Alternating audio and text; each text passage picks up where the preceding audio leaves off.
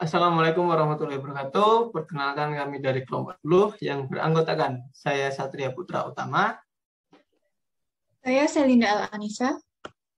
Saya Sinta Adita Afiani. Saya Sinta Amalia. Akan menjelaskan hasil diskusi kami tentang fisioterapi sebagai tenaga kesehatan. Daftar isi dari hasil diskusi kami adalah 1. Tenaga kesehatan secara umum dan fisioterapi. 2. Sistem kesehatan nasional dan sistem legislasi tenaga kesehatan. 3. Jabatan fungsional tenaga kesehatan. 4. Jabatan fungsional fisioterapi.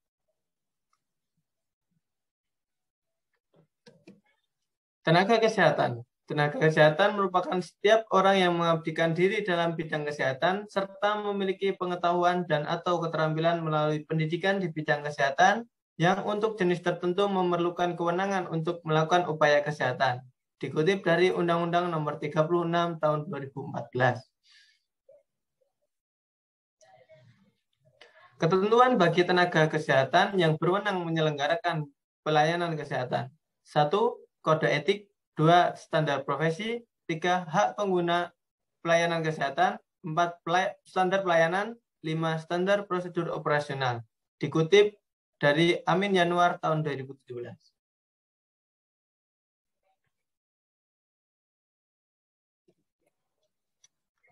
Hak, kewajiban, dan kewenangan tenaga kesehatan.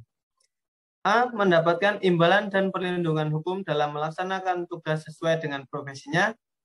B. Berkewajiban mengembangkan dan meningkatkan pengetahuan dan keterampilan yang dimiliki. C. Ketentuan mengenai hak dan kewajiban tenaga kesehatan tersebut diatur dalam peraturan pemerintah.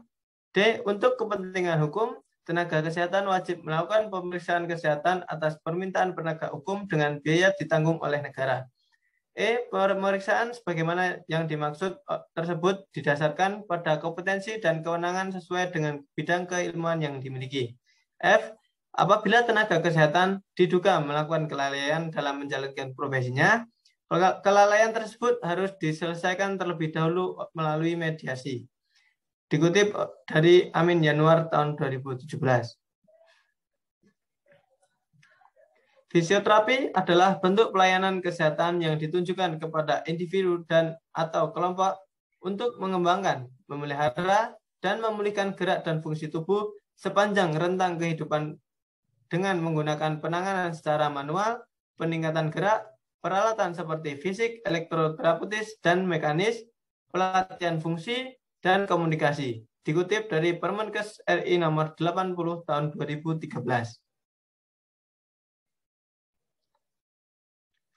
Fisioterapi. Fisioterapis dapat menjalankan praktik pelayanan fisioterapi secara mandiri atau bekerja di fasilitas pelayanan kesehatan. Fisioterapis profesi atau fisioterapis spesialis dapat melakukan pelayanan fisioterapi secara mandiri. Fisioterapis alih madya atau fisioterapis sains terapan hanya dapat bekerja di fasilitas pelayanan kesehatan, harus bekerja di bawah pengawasan fisioterapis profesi atau fisioterapis spesialis. Dikutip dari Permenkes RI nomor 80 tahun 2013. Kemudian yang kedua ialah sistem kesehatan nasional dan sistem legislasi tenaga kesehatan. Yang pertama tentang sistem kesehatan nasional. Sistem kesehatan nasional sendiri merupakan pengelolaan kesehatan yang diselenggarakan oleh semua komponen bangsa Indonesia secara terpadu dan saling mendukung guna menjamin tercapainya derajat kesehatan masyarakat yang setinggi-tingginya. Perpres RI nomor 72 tahun 2012. Kemudian ada pun beberapa hal yang perlu diperhatikan dalam pelaksanaan sistem kesehatan nasional. Yang pertama ialah cakupan pelayanan kesehatan yang berkualitas, adil dan merata. Kemudian yang kedua ada pemberian pelayanan kesehatan yang berpihak kepada rakyat. Yang ketiga ialah kebijakan kesehatan masyarakat untuk meningkatkan dan melindungi kesehatan masyarakat. Yang keempat ialah kepemimpinan dan profesionalisme dalam membangun kesehatan. Kemudian yang kelima ialah inovasi dan teknologi yang etis dan terbukti bermanfaat dalam penyelenggaraan pembangunan kesehatan secara luas, termasuk penguatan sistem rujukan. Yang keenam ialah pendekatan secara global dengan mempertimbangkan kebijakan kesehatan yang sistematis, berkelanjutan, tertib, dan responsif gender dan hak anak. Kemudian yang ketujuh ada dinamika kependudukan dan keluarga.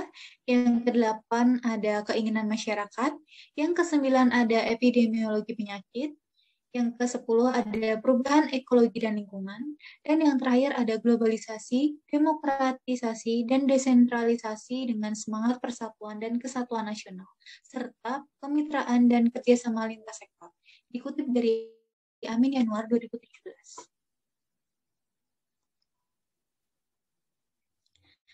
Lalu pengelolaan kesehatan sendiri diselenggarakan melalui pengelolaan administrasi kesehatan, informasi kesehatan, sumber daya kesehatan, upaya kesehatan, pembiayaan kesehatan, peran serta dan pemberdayaan masyarakat, ilmu pengetahuan dan teknologi di bidang kesehatan, serta pengaturan hukum kesehatan secara terpadu dan saling mendukung, guna menjamin tercapainya derajat kesehatan yang setinggi-tingginya.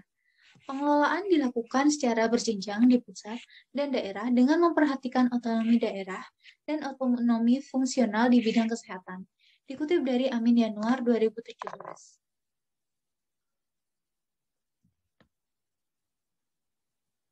Sistem kesehatan nasional sendiri berfungsi menjadi acuan dalam penyusunan dan pelaksanaan pembangunan kesehatan yang dimulai dari kegiatan perencanaan sampai dengan kegiatan monitoring dan evaluasi. Sistem kesehatan nasional sendiri bertujuan untuk terselenggaranya pembangunan kesehatan oleh semua komponen bangsa, baik pemerintah, pemerintah daerah, dan atau masyarakat, termasuk badan hukum, badan usaha, dan lembaga swasta secara sinergis, berhasil guna dan berdaya guna, sehingga terwujud derajat kesehatan masyarakat yang setinggi-tingginya. Dikutip dari Amin Yanuar 2017. Selanjutnya ada sistem legislasi tenaga kesehatan. Yang pertama ada uji kompetensi tenaga kesehatan. Uji kompetensi ini merupakan suatu proses untuk mengukur pengetahuan, keterampilan, dan sikap tenaga kesehatan sesuai dengan standar profesi. Lalu ada surat tanda registrasi tenaga kesehatan. Nah, surat ini merupakan bentuk formal dari pengakuan kompetensi dan kualitas dari tenaga kesehatan non-medis untuk melaksanakan profesinya secara aman, tertib, dan bertanggung jawab. Surat tanda registrasi ini merupakan bukti tertulis yang diberikan oleh Menteri kepada tenaga kesehatan yang telah diregistrasi. Dikutip dari Amin Yanuar 2017.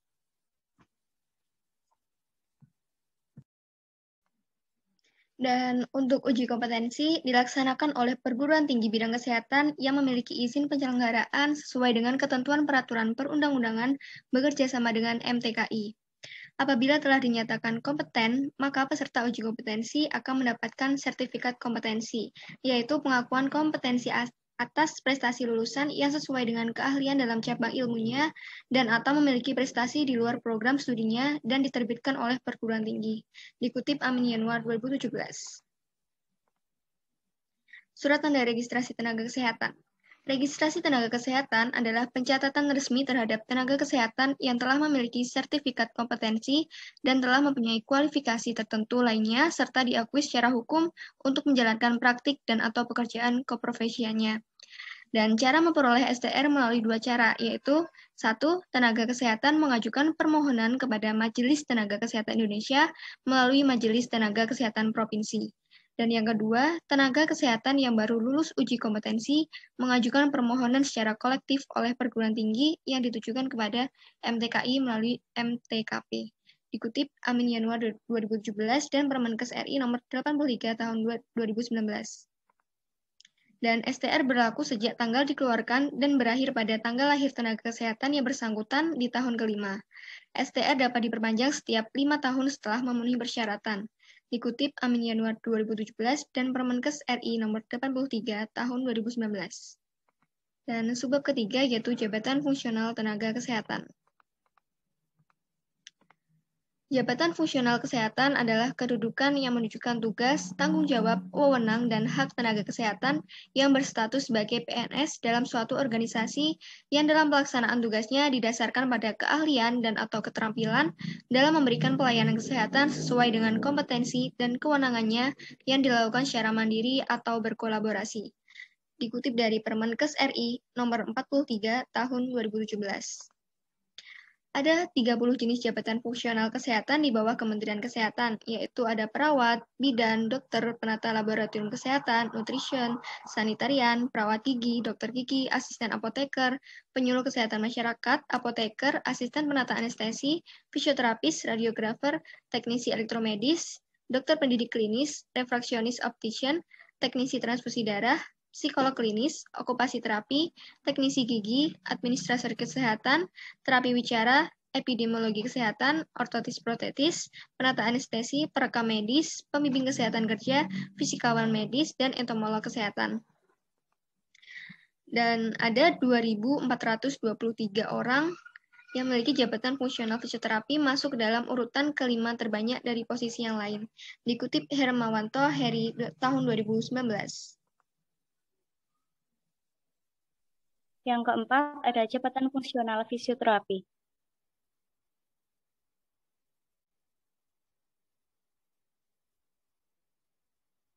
Jabatan fungsional fisioterapi ditetapkan melalui Surat Keputusan Menteri Pendayagunaan Aparatur Negara nomor 04/M.N/1/2004 tentang jabatan fungsional fisioterapis dan angka kreditnya, yang kemudian diubah dengan Peraturan Menteri Pendayagunaan Aparatur Negara nomor 12/M.N/3/2006.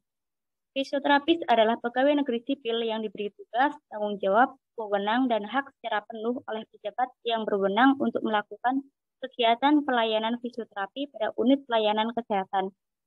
Dikutip dari Kemenkes dan KABKN nomor 209 tahun 2004.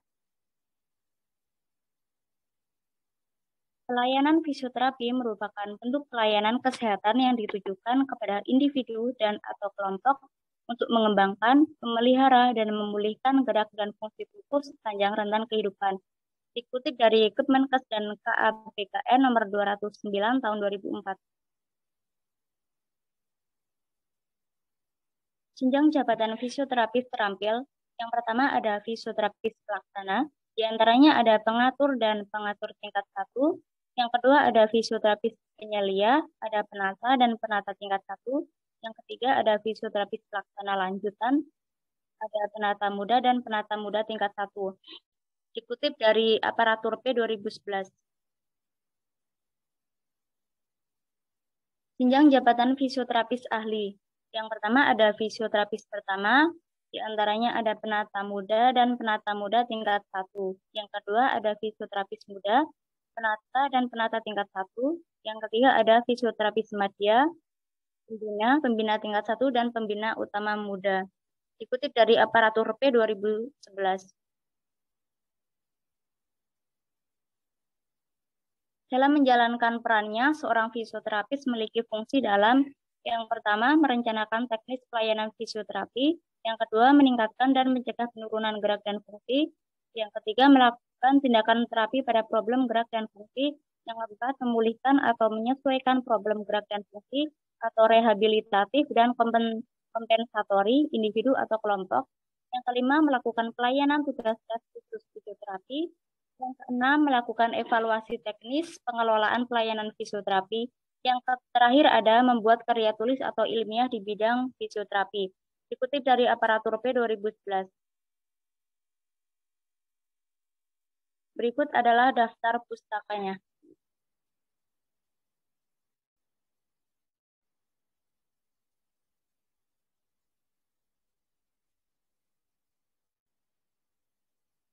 Sekian hasil diskusi dari kelompok kami. Apabila ada kesalahan, mohon dimaafkan. Wassalamualaikum warahmatullahi wabarakatuh.